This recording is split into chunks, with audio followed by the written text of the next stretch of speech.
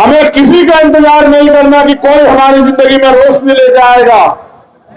हमें अपनी छोटी छोटी रोशनी से एक ऐसी शक्ति पैदा करनी है जो लाखों लाखों करोड़ों करोड़ों शोषितों वंचितों के जीवन में एक ऐसा उजाला तैयार कर देगी जैसा उजाला आपने यहां अभी मेरे कहने के बाद कर दिया है। मैं आपसे अपील करूंगा नौजवान साथियों, बैठ जाओ। अगर आप में से एक भी खड़ा रहा तो मैं बिल्कुल नहीं बोलूंगा और मैं ये मान लूंगा कि आपके भरोसे मुझे कोई लड़ाई नहीं मिलती। आप दिखावे वाले लोग, कोई भी संघर्ष योद्धाओं के दम पे होता है, भेड़ बकरियों के दम पे कोई संघर्ष नहीं हुआ आज तक, दुनिया का इतिहास गवाह है।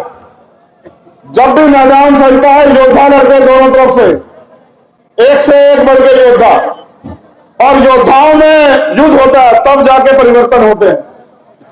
आज भारत में लोकतंत्र है, आज भी योद्धा लड़ते हैं, मगर वो संवैधानिक वोट की शक्ति के लिए लड़ते हैं और जिनके पाले में ज्यादा योद्धा वोट कर देते हैं वो जीत जाता है। तो मैं अपनी बात की शुरुआत करते हुए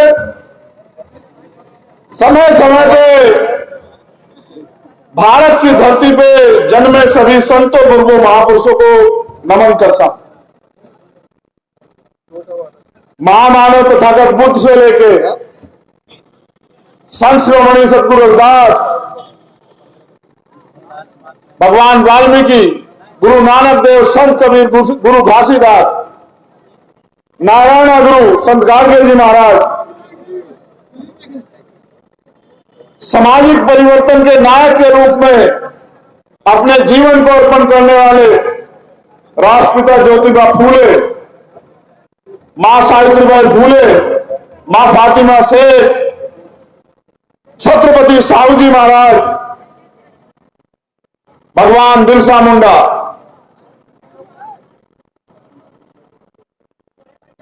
उत्तर भारत में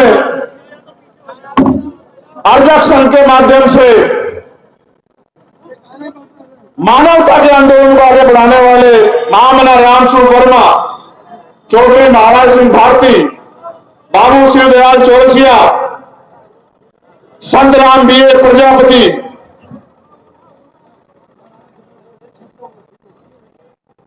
जननायक कपूरी ठाकुर, बाबू जगदेव प्रसाद कुशवाहा, माननीय दीना बाला वाल्मीकि साहब, सर छोटू राम, विश्वजन डॉक्टर बाबा साहब अम्बेडकर और मान्यवर काशीराम साहब को नमन करता। और इस मंच पर उपस्थित हमारे राष्ट्रीय सचिव चौधरी अमर सिंह जी, भाई नीरज पटेल जी, भाई आकिब जी, हमारे समस्त नेतागण जो इस मंच की शोभा बढ़ा रहे हैं, और इस आयोजन के जो आयोजक कमेटी है उनका भी दिल की गहराई से धन्यवाद करता हूं। पूरा दिन हो गया आपको इंतजार करते हुए, रात हो चुकी है, लगभग 8 बजने वाले हैं। मैं आपके प्यार, विश्वास, धैर्य और समर्पण को जितनी भी बार धन्यवाद करूं कम, लेकिन जो बात मैं आपसे कहना चाहता हूं, जिसके लिए आज हमने संविधान बचाओ आरक्षण बचाओ संकल्प यात्रा निकाली और जो प्लान हम पूरे देश में कर रहे हैं उस खतरे से वाकिफ कराना मेरी आपको जिम्मेदारी। सामान्य साथियों, भारत में वंचित वर्ग के लोगों को कोई भी अधिकार मांगने से, रोने से, चिल्लाने से, हाथ फैलाने से नहीं मिला। समय समय पर इसके लिए हमारे महापुरुषों ने कुर्बानियां दी, जिनके नाम मैंने लिए, उन्होंने सबने अपना जीवन, अपने सुख सुविधाएं त्याग कर मानवतावादी आंदोलन को मजबूत किया, अंधविश्वास पाखंडवाद के खिलाफ आंदोलन चला और उसको असली ताकत के रूप में डॉक्टर बाबा साहब अम्बेडकर ने भारतीय संविधान के रूप में एक ऐसी ताकत हमको सौंपी जिस ताकत ने पशुओं जैसा जीवन जी रहे शोषितों को इस देश की राजगद्दी पे बैठने का अधिकार और अवसर देने का काम किया। सम्मानित साथियों, हमें महसूस और याद करना है कि भारतीय संविधान से पहले हमारे पास क्या क्या अधिकार थे। क्या हम पे पढ़ने का अधिकार था? क्या हम पे मंच सजा के बोलने का अधिकार था? क्या हम पे अच्छे कपड़े पहनने, अच्छे घर बनाने, डॉक्टर, इंजीनियर, आईएएस, आईपीएस और प्रधान से लेकर प्रधानमंत्री, मुख्यमंत्री, राज्यपाल बनने का अधिकार था? विधायक, एमपी बनने का अधिकार था? देश की महिलाओं के एक पार्षद से लेकर और राष्ट्रपति बनने का अधिकार था? तो पूरी जानकारी करने के बाद ये पता लगता है कि भारतीय संविधान के आने के बाद जिन पे मां के बराबर अधिकार थे, उस हर एक व्यक्ति को भारत में समता, समानता, भाईचारा, अवसर की समता और स्वाभिमान सम्मान से जीने का अवसर जो है वो भारत के संविधान ने दिया। आज चाहे इस्लाम को मानने वाले लोग हों, सिखिज्म को मानने वाले लोग हों या सनातन को मानने वाले लोग हों या भगवान बुद्ध को मानने वाले लोग हों, इन तमाम धर्मों को मानने की आजादी भी भारतीय संविधान ने दी। अगर आज शोषित वर्ग के लोग राजनीतिक आरक्षण के जरिए प्रधान से लेकर चेयरमैन और विधायक और सांसद बनते हैं तो यह अवसर भी भारत के संविधान ने दिया। लेकिन साथियों, आज संविधान पे खतरा मंडरा रहा और यह खतरा मैं नहीं कह रहा, यह खतरे का जिक्र किया आरएसएस के लोगों ने। अगर आरएसएस का इतिहास जानोगे तो संविधान के 5वें दिन लागू होने के बाद इन्होंने संविधान का विरोध किया और सिर्फ संविधान का विरोध नहीं किया, मेरे सम्मानित लोगों, भारतीय तिरंगे का विरोध भी आरएसएस के लोगों ने करने का काम किया और उन्होंने कहा कि हम वो तिरंगा जिसमें हमारा भारत का शहीद लिपट के आता है, जिस तिरंगे के सम्मान को, जिस तिरंगे की शान में हम गौरव से सलूट करते हैं कि वो तिरंगा हमारे देश का राष्ट्रीय ध्वज नहीं है, ये आरएसएस के लोगों ने कहा। आज प्रधानमंत्री के आर्थिक सलाहकार समिति के अध्यक्ष ये कहते हैं कि भारतीय संविधान को बदल देना चाहिए, तो हमें समझना पड़ेगा कि आरएसएस और बीजेपी हमारी वोट के जरिए सत्ता में आके भारतीय संविधान को कुचलने का काम कर रही है, उसको खत्म करने का काम कर रही है, इस देश के संविधान की मूल भावनाओं को बर्बाद करने का काम कर रही है। वैसे तो सम्मानित साथियों, यह बुद्ध की धरती है और बुद्ध शांति के प्रतीक है, लेकिन मुझे ऐसा लगता है कि आज भगवान बुद्ध के शांति की धरती से हमें क्रांति की शपथ भी संकल्प लेना पड़ेगा। क्योंकि सम्मानित साथियों, बाबा साहब अम्बेडकर ने भी कहा कि जिस कौम का नौजवान जीते जी अपने समाज के अधिकारों की लड़ाई नहीं लड़ता, वो जीते जी भी मरने के समान होता। मैं जब अपनी बात रखता हूं तो कई तरह समझाता हूं और एक शायरी के रूप में मैं आपसे कह रहा, आपकी ताकत का एहसास कराते हुए कि राजमहलों से ये पैगाम है मेरा, देश के हुक्मरान के नाम, देश के प्रधानमंत्री के नाम, आरएसएस के मुखिया के नाम, कि हमारे सब्र का इम्तिहान मत लो, कि राजमहलों से खंडरों का रास्ता हो जाएगा, हम गरीबों से जो उलझेगा वो फना हो जाएगा। हम दरिया हैं, हमें मालूम है हुनर अपना, जिस ओर चल निकलेंगे रास्ता हो जाएगा। ये बात मैं कहना चाहता हूं देश के प्रधानमंत्री, गृह मंत्री और सब प्रमुख को कि किसी गलत फहमी में मत रहना। मेरे बहुजन समाज के नौजवान साथियों, अधिकारी कर्मचारियों, आज हर स्तर पर आपका शोषण हो रहा है। मैं अपने नौजवान भाइयों से कहना चाहता हूं, आपको तय करना है कि आप गुलामी का जीवन जीना चाहते हो या संविधान के जरिए स्वाभिमान सम्मान का जीवन मिला है उस जीवन को जीना चाहते हो, यह आपको तय करना पड़ेगा। और मैं अच्छा कहता हूं नौजवानों को कि संघर्षों के साय में घनघोर जवानी पलती है और इतिहास उधर झुक जाता है जिस ओर जवानी चलती है। मैं जवानों को यह कहना चाहता हूं, देश के साथ भारतीय संविधान की रक्षा की जिम्मेदारी, करोड़ों शोषितों वंचितों के हक अधिकार, देश की तमाम महिलाओं को सम्मान और अवसर की देने वाले संविधान की रक्षा की जिम्मेदारी आपकी। इस देश के जैन, बौद्ध, सिख, ईसाई और जिसके साथ सबसे ज्यादा अन्याय हो रहा मुसलमान को सुरक्षा की गारंटी देने की जिम्मेदारी आज हमारे कंधों पे है। इस देश के पिछड़े दलित आदिवासी वर्गों को उनके अधिकारों की रक्षा और संरक्षण देने की जिम्मेदारी आज हमारे कंधों पे है।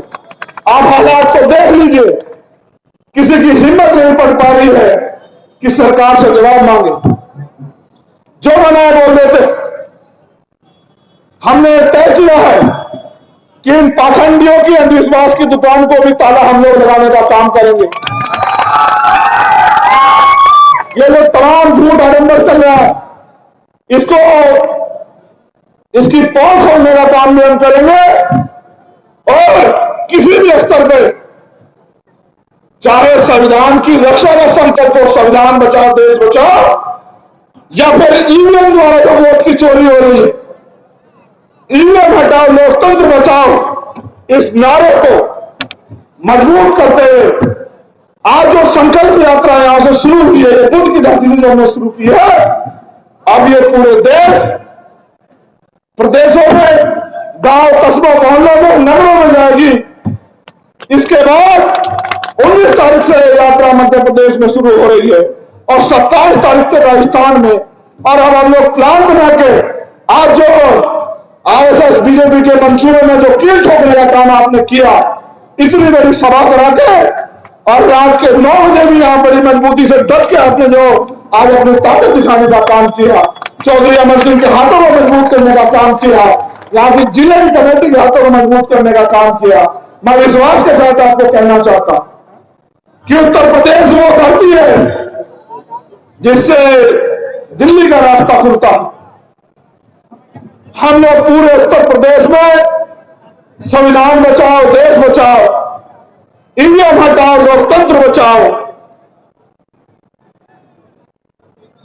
इस यात्रा के जरिए गांव गांव में जाके बहुजन समाज में भाईचारा पैदा करना और उनके ऊपर मंडरा रहे खतरे को जो देश के ऊपर मंडरा रहा है, इसके प्रति जागरूक करके इकट्ठा करने का काम हम लोग करेंगे। और जैसा सारे नेता कहते हैं कि बीजेपी को उत्तर प्रदेश में रोका नहीं जा सकता, मैं आपको विश्वास से कहता हूं कि पूरे उत्तर प्रदेश की गली गलियों में से घूम के हम अपने बहुजन समाज के लोगों को जगा के उत्तर प्रदेश से ही भारतीय जनता पार्टी का विजय रथ रोकने का काम करेंगे। ऐसा संकल्प भी हमें लेना।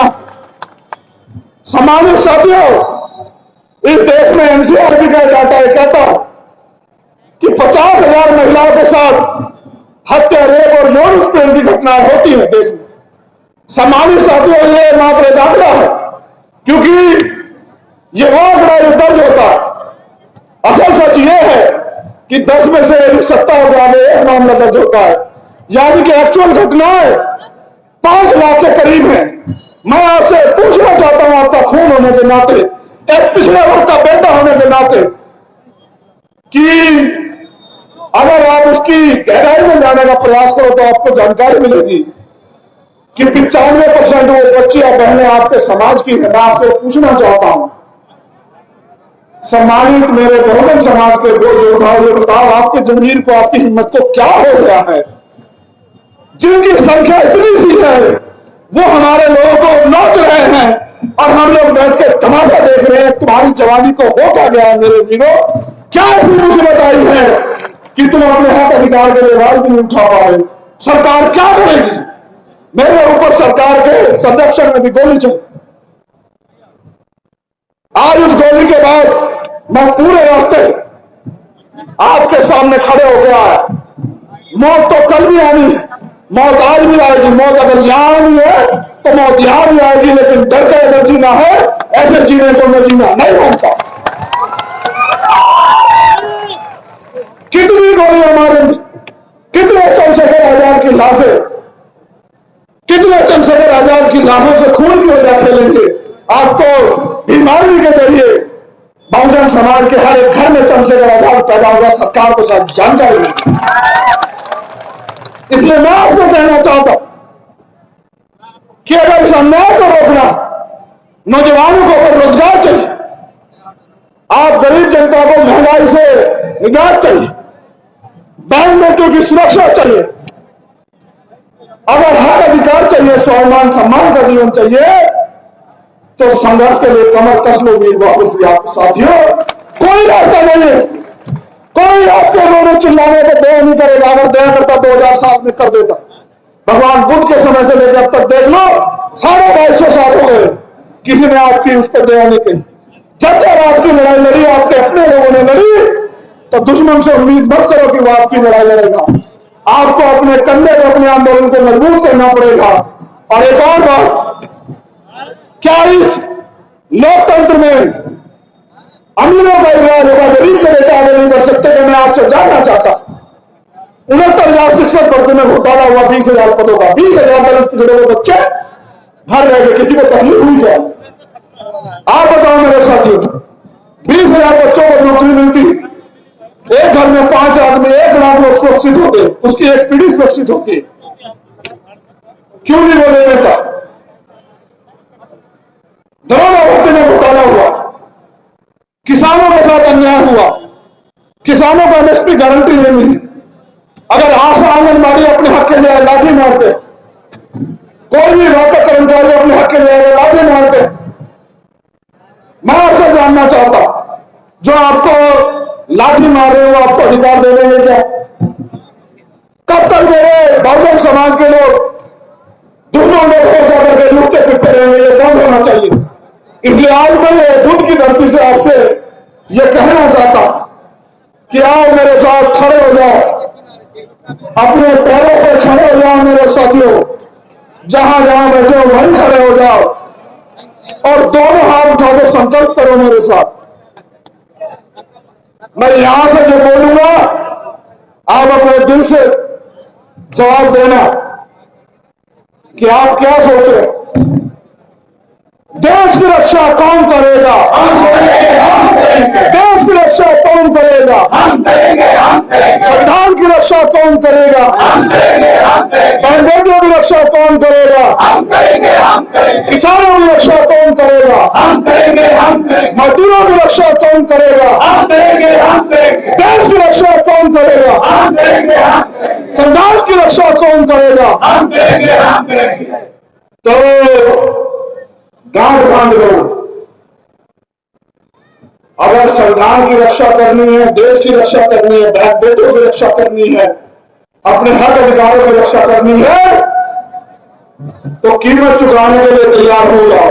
और कीमत यह है कि कमर कस के अपने क्षेत्र में चले जाओ और जिस तरह मैं आपको जगा रहा हूं, आप भी बस्तियों में जाकर बहुजन समाज के लोगों को जगाने का काम करें। और ऐसे अगर ये काफिला चलता रहा तो कुछ ही दिनों में एक ऐसा सैलाब आएगा, जिस सैलाब के आगे भारतीय जनता पार्टी की कश्ती हिलोरे खा के डूब जाएगी और इनका पता भी नहीं लगेगा, ऐसा मेरा विश्वास है। मैं अपनी वाणी को विराम देते हुए, क्योंकि आपने पूरे दिन मेरा इंतजार किया, मैं अपनी वाणी को विराम देते हुए कहना चाहता हूं, क्या हमारी माएं हमें इसलिए पैदा करती हैं कि हमें जाति धर्म के नाम पर या स्वाभिमान सम्मान से जीवन जीने के नाम पर हमारी हत्या, ये सोच के ना हमारी मां हमें पैदा करती और ना ही हमें पालती। उस मां के कर्ज को भी हमें चुकाना। वो मां भी हमसे उम्मीद करती होगी कि एक दिन हमारा बेटा उस मां के अधूरे सपनों को पूरा करेगा।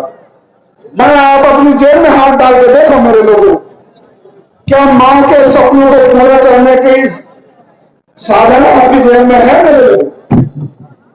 कितने लोगों के पास 4 बैल की गाड़ी है? कितने लोगों के घरों में एसी लगे? कितने लोगों ने अपनी मां को हवाई जहाज से सफर कराया? कितने लोगों ने अपनी बहन को विदेश घुमाया? कितने लोगों ने बिजनेस लगाए, फैक्ट्रियां लगाई? कितने लोगों को जो धंधे हैं, कितने घरों तक सरकारी नौकरी पहुंची? हाल तो जानो, क्या धर्म की लड़ाई में गुजरे? धर्म आपके मुद्दों को दबाने की दवा है उनके पास। धर्म को हथियार बना के भारतीय जनता पार्टी हमें बेवकूफ बना के इकट्ठा करके अपना राज चला रही। इस धर्म के अफीम के जवाब आप जानते हैं कमंडल की काठमंडल है।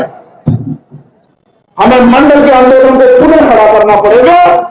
जातिगत जनगणना होगी, मंडल कमीशन की बाकी सिफारिशें लागू होगी, सामाजिक न्याय समिति की रिपोर्ट सरकार लागू करेगी और इस देश का हर एक व्यक्ति आर्थिक, सामाजिक, राजनीतिक रूप से मजबूत होगा, धार्मिक रूप से मजबूत होगा और किसी के साथ तुम जाति अन्याय नहीं होगा। मैं प्रशासन के लोगों का बहुत धन्यवाद करूंगा, स्पेशली हमारे एसएसपी महोदय का। इसलिए मैं आदमी तो ढूंढता नहीं हूं, मैंने आपकी सुरक्षा व्यवस्था पूरे रास्ते देखी, कितनी अच्छी सुरक्षा व्यवस्था आपने की। आप समझदार आदमी हैं, आप मेरी बात को समझेंगे। ये जिस सरकार के इशारे पे आप कर रहे हो वो सरकार रहेगी नहीं ज्यादा दिन, आप इस बात को याद रखना। और जिस दिन सरकार चली जाएगी, हम जिस तरह से हमारे लोग मेहनत कर रहे हैं, चौधरी अमर सिंह जी देना हुआ, डॉक्टर आकिब यादव यहां तो आ जाए, जिस तरह से हमारे लोग मेहनत कर रहे हैं वो दिन दूर नहीं कि उत्तर प्रदेश में हम एक मजबूत ताकत होंगे। जब यहां मजबूत ताकत होंगे फिर आपको हमारे साथ मिलकर उत्तर प्रदेश में काम करना पड़ेगा। फिर ये आग निचोड़ी नहीं चलेगी। आपको क्या लगता है कि आप सुरक्षा व्यवस्था मजबूत नहीं करोगे तो चंद्रशेखर आजाद डर जाएगा? मेरे पिताजी ने मेरा नाम चंद्रशेखर आजाद डरने के लिए नहीं रखा। मैं पैदा भी आजाद हुआ था, जीवना भी आजाद, मरना भी आजाद।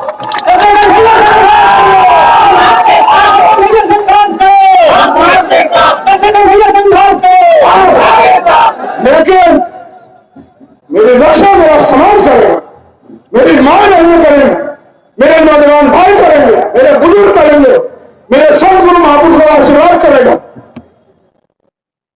लेकिन जैसा मैंने कहा कि ना मैं सरकार को भूलूंगा और ना आपके कार्य कलाप को भूलूंगा। आप मेरी रक्षा करो न करो, छोड़ो, आप मेरे लोगों की रक्षा करो, क्योंकि उनकी मेहनत कमाई की टैक्स लेकर आप लोग कुर्सी बैठे डीएम साहब और एसएसपी महोदय यहाँ जुड़े। ये बात आप याद रखना। मेरी रक्षा करो ना करो, लेकिन किसी दलित पिछड़े अल्पसंख्यक पर अत्याचार हुआ फिर मैं आपको बताऊंगा कि चंद्रशेखर आजाद किस तरह से संघर्ष की लड़ाई लड़ता है। आप ये मानना कि जितना समय दिल्ली से आने में लगता है उतना ही समय लगेगा, लेकिन उस दिन मैं आपको बताऊंगा कि मैं अपने ऊपर हुए तमाम तरह के विरोध को सह सकता हूं, लेकिन अपनी बहनों माओ, अपनी बच्चियों और अपने भाइयों बुजुर्गों के सम्मान के साथ कोई समझौता नहीं कर सकता।